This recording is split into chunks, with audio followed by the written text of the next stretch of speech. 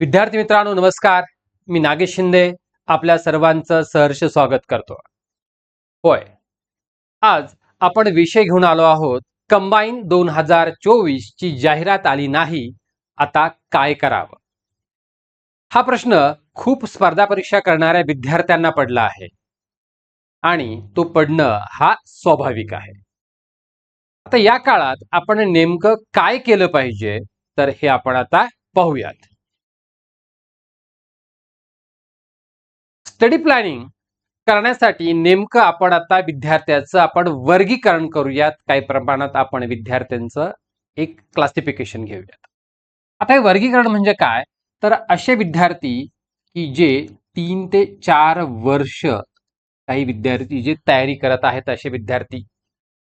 काही विद्यार्थी 1 ते 2 वर्षापासून तयारी करत आहेत आणि काही विद्यार्थी हे नुकतेच फ्रेश ग्रॅज्युएट आहेत आणि ते नवीन तयारीला सुरुवात करतात.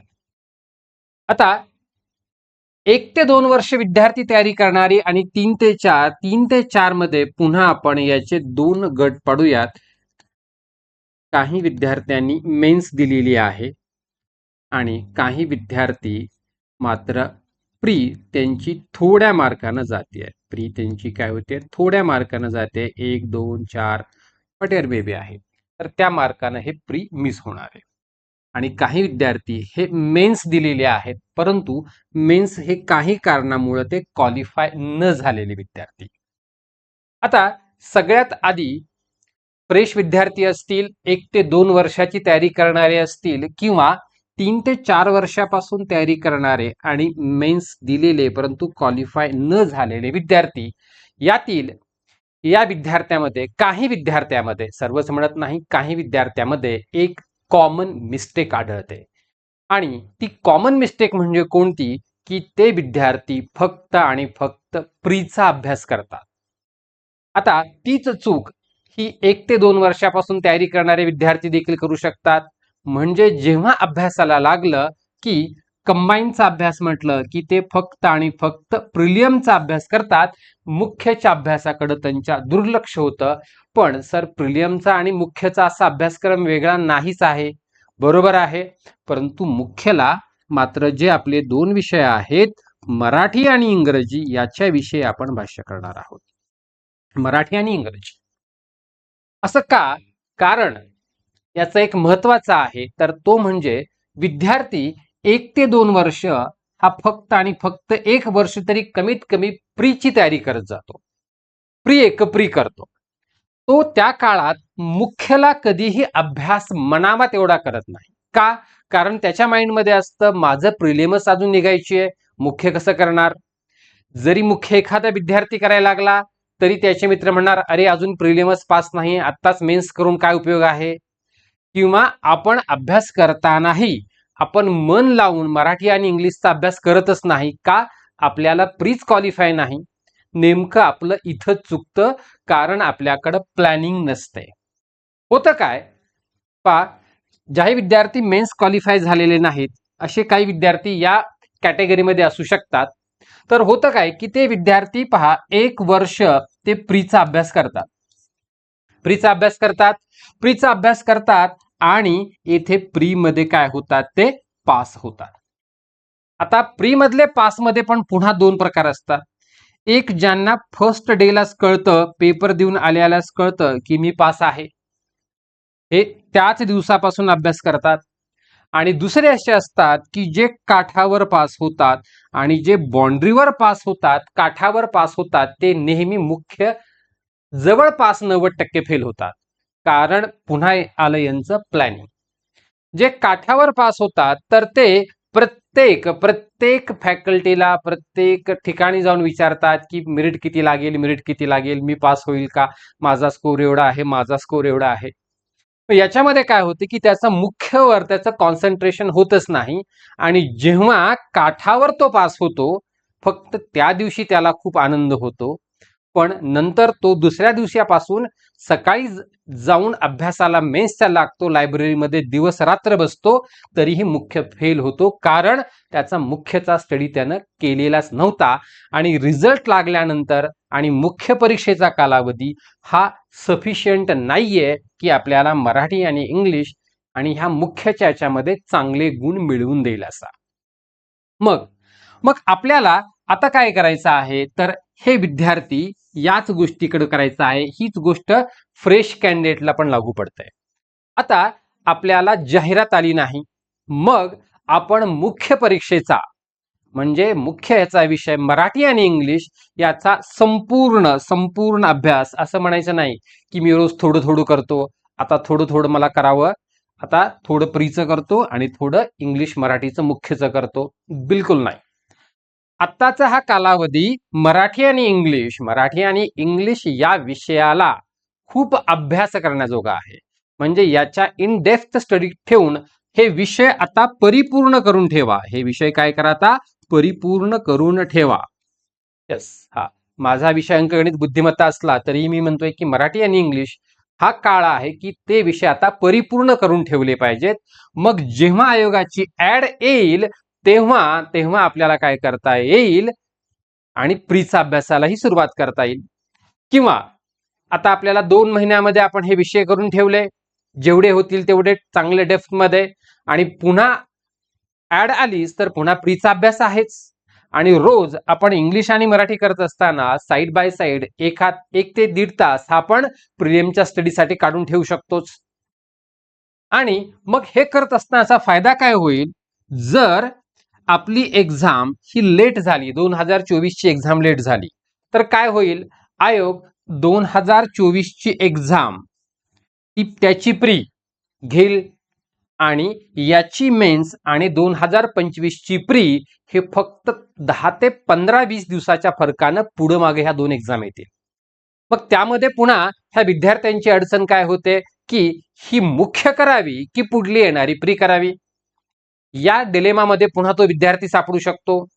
त्यामुळं जर आताच त्याचे मराठी इंग्लिश मुख्य जर क्लिअर झाले तर तो ह्या दोन्ही परीक्षा, 2025 ची येणारी परीक्षा आणि 2024 ची परीक्षा, या परीक्षेमध्ये तो चांगले गुण घेऊ शकतो. मग आता इथं आपल्याला काय गरजेचं आहे, त्याला काय करावं लागेल, तर ह्या सर्व विद्यार्थ्यांना एक गोष्ट करावी लागणार आहे की ती म्हणजे पूर्व परीक्षा ही चांगल्या मार्कानं उत्तीर्ण व्हावी लागणार आहे. चांगले मार्क म्हणजे आपल्याला कितीही कट ऑफ काही सांगितला तरी आपण सेफ झोन मध्ये असो, म्हणजे बाउंड्रीवर पास व्हायचं नाहीये. ही प्रिलियम आपल्याला बाउंड्रीवर क्लिअर करायची नाहीये. तर प्रिलियम आपण जर बाउंड्रीवर क्लिअर नाही केली तर आपल्याला त्या दिवसापासून, ज्या दिवशी एक्झाम दिली त्या संध्याकाळपासून आपला स्टडी सुरू होतो. हाच फरक असतो पहा, ज्याचा रिझल्ट येतो आणि ज्याचा रिझल्ट येत नाही. जो काठावर पास होतो आणि ज्याला अगोदरच माहित असतं की माझा रिझल्ट येणार आहे, तर याचे रिझल्ट येण्याचे चान्सेस हे जास्त असतात. हा अभ्यास जरी करत असला तर याचा अभ्यास याच्या तुलनेत हा कमी होतो आणि हा मेंटली स्टेबल असतो. म्हणजे स्पर्धा परीक्षा ही काय आहे, it is a game of psychology. ही सायकोलॉजीची परीक्षा आहे. त्यामुळं जो काळ आहे आत्ताचा आपला, तर या काळामध्ये आपल्याला मुख्यचे संपूर्ण क्लिअर करा, पुन्हा नंतर प्री करा, म्हणजे 2025 ला आपल्याला प्री आणि मेन्स ह्या दोन्ही एक्झामला आपल्याला फोकस करता येईल. आता जे विद्यार्थी मेन्स देतात परंतु मेन्स हे काही कारणामुळे क्वालिफाय होत नाहीत, तर त्यांनी मात्र आपल्याला स्वतःचं अनालिसिस करणं गरजेचं आहे की मला कोणत्या घटकामध्ये, कोणत्या विषयामध्ये माझे गुण जात आहेत. कारण अनालिसिस केल्याशिवाय आपल्याला इथं आणि एक मेंटॉरशिप किंवा गायडन्स घेतल्याशिवाय इथे आपल्याला स्पर्धा परीक्षेमध्ये पुढे जायला थोडंसं अडचण येते. कारण म्हटलं आहे की स्पर्धा परीक्षा ही सायकोलॉजी आहे, जास्त सायकोलॉजी आहे आणि ॲव्हरेज स्टडी. बघा, स्पर्धा परीक्षेला मी काय म्हणतोय की स्पर्धा परीक्षेला तुम्हाला हाय IQ, त्याचा IQ हाय आहे परंतु लो EQ आहे. अशी मुलं देखील सक्सेस कमी होतात. परंतु ज्यांचा हाय IQ नसला तरी चालेल, परंतु अबव ॲव्हरेज आहे आणि चांगला EQ आहे, तर अशी मुलं ही सक्सेस होण्याचे प्रमाण हे स्पर्धा परीक्षेला हे निश्चितच जास्त असतं. ठीक आहे. त्यामुळं विद्यार्थी मित्रांनो, आपण आता काय करायचं आहे, तर आपण ह्या कालावधी जो आहे तर आपला मुख्यसाठी द्यायचा आणि प्रीसाठी थोडा वेळ, नंतर पुन्हा आपला तो प्रीचा. आता जे विद्यार्थी 3 ते 4 आहेत तर त्यांनी आणखीन एक ऑप्शन हा थोडासा बघणं मला एक संयुक्तिक वाटतं आणि तो ऑप्शन म्हणजे कुठला आहे, तर तो ऑप्शन आहे SSC MTS सारख्या ज्या एक्झाम आहेत तर त्या एक्झाम आपल्या विद्यार्थ्यांनी देणं फार गरजेचं आहे. जेव्हा मी सेमिनार निमित्त इतर विद्यापीठात जातो, खूप ठिकाणी मुंबई विद्यापीठ असेल किंवा इतर विद्यापीठात, तेव्हा असं जाणवतं की UP आणि बिहार इकडले जे स्टुडंट आहेत तर त्यांचा ट्रेंड कसा आहे पहा, त्यांचा स्ट्रॅटेजी कशी आहे, तर त्यांची स्ट्रॅटेजी अशी आहे की ते चांगली पोस्ट घेऊ शकतात, पण ते इंटेन्शियली SCSC MTS सारखी एक्झाम देतात, CHSL असेल, जेणेकरून होतं काय की या लहान पदावर, खूप लहान पद आहेत तुलनेनं, अतिशय लहान पद आहेत, ह्या लहान पदावर ते काम करत करत काय करतात, त्यांना मोठ्या एक्झामची तयारी करतात. आता मग ते SSC MTS का देतात, त्यांना SSC CGL क्रॅक होऊ शकत असते. यस, SSC CGL क्रॅक होईल एवढा त्यांचा ऍप्टिट्यूड निश्चितच असतो, परंतु याच्याकडे न जाता ते याची जाणीवपूर्वक निवड करतात, कारण या पदाला करावं लागणारं काम हे तुलनेनं कमी असतं. म्हणजे इथं फक्त शारीरिक जे आहे थोडंफार काम ते आहे, इथं डोक्याला ताण देणारं असं बौद्धिक असं कुठलंच काम या पदाला नसतं.